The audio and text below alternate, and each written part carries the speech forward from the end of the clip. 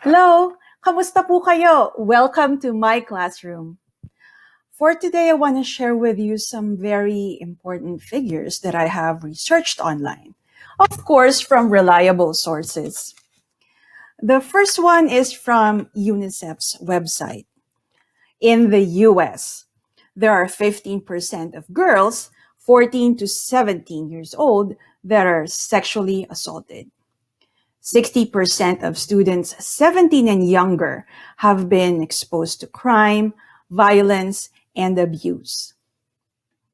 50% have experienced at least one or more type of serious childhood trauma. Well, the figure doesn't fall behind in the Philippines. In fact, in the Philippines, where we are a developing country, 80% of the population fall below the poverty line. So why am I telling this to you? It's because nowadays we don't get to see our students anymore. I mean, we can see them virtually, but not inside the classroom. Hindi na natin sila matatanong kung, kamusta ka na ba? Kamusta ba sa bahay nyo? O kaya wala na silang mga kaibigan na pwedeng lumapit sa ating mga teachers na sabihin, Ma'am, si ganito po, pinagalitan ng tatay niya. Ma'am, si ganito po yung kaibigan ko, may pasa po siya, tinatago niya. We don't have that luxury anymore. We only get to see our students through their webcam. And that is if they have a reliable internet connection. If not, talagang wala tayong contact sa kanila except through modules. Here in the US, kids here are very, fortunate because even public schools provide them with their laptops and Wi-Fi, which they call MiFi connection. In the Philippines, we don't have that. Bakit ko to sinasabi? Why am I telling all of these to you? It's because as teachers of online instructions, maybe we can change our lesson plan or how we go about through our daily classes. First and foremost, let's do daily check-ins with our students. When I say daily check-ins, like we can ask them before classes start, like how they are.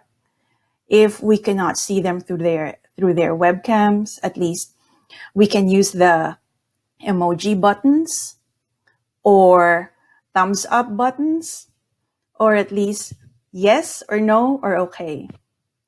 Another thing that, I have been thinking, how can they open up to us when they don't really feel the connection?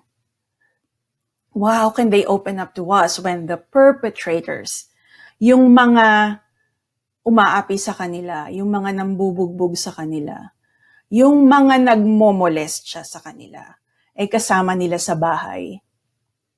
Paano tayo mag-i-intervene? Ang hirap, di ba po? It's such a big challenge for us to help our students whenever, they need us because of the distance, because of the lockdowns.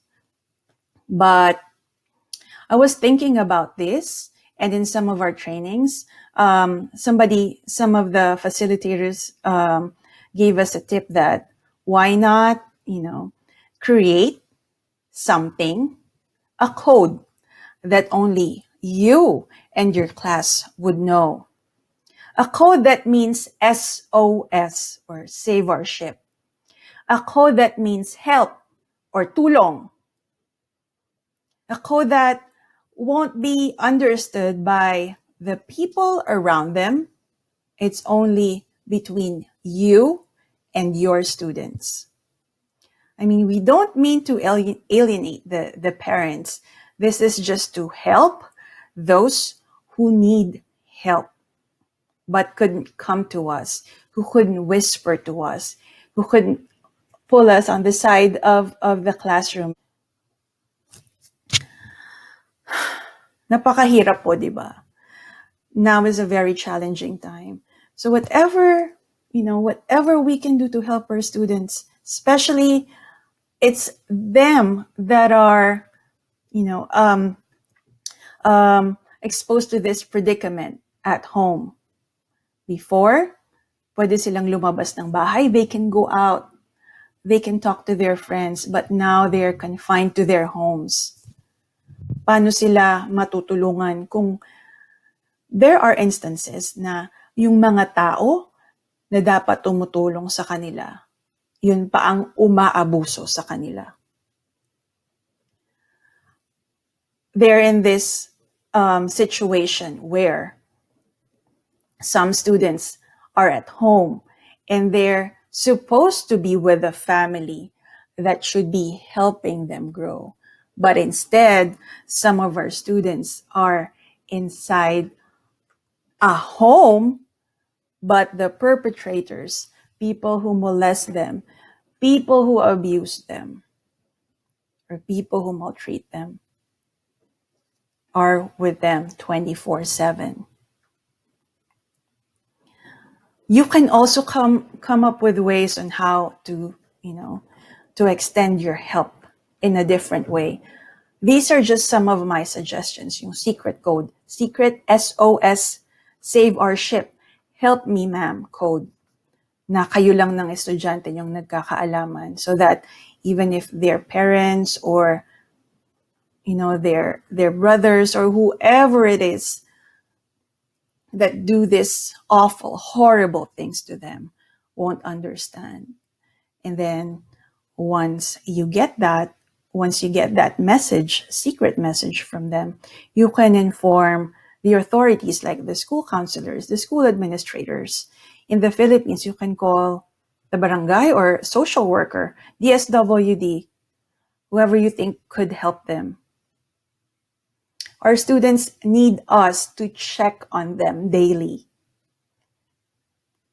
Our students need that there is somebody out there who is willing, who is ready to help them. Be that person, my dear teachers.